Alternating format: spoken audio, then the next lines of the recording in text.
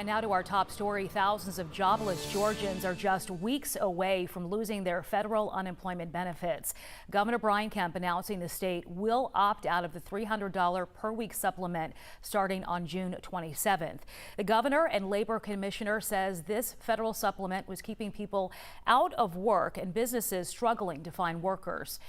So right now there are more than 250,000 job openings across the state. That's according to the Department of Labor. For those receiving that extra $300, it will end. People on unemployment will still get the regular state payment, a maximum of $365 a week, if their claim has been processed. Officials say workforce shortages are causing the restaurant, hospitality, and manufacturing industries to suffer.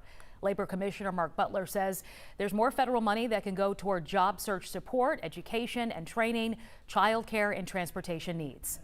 Unemployment is not meant to be a universal income replacement. It's meant to help bridge you from getting from the job that you lost to the next job. And right now we have a lot of jobs out there. Once they decide to not give that extra $300, a whole lot of people, households, is going to be really messed up.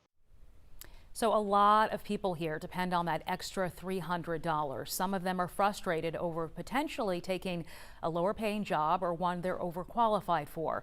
Others are still waiting for the state to process past unemployment benefits. They still have not received their money. Unemployment claims are up in Georgia. The State Department of Labor processing 32,000 new jobless claims over the last 7 days. That's up more than 7,000 from the week before. But the state says a lot of those claims are people who first filed last year and needed to reapply.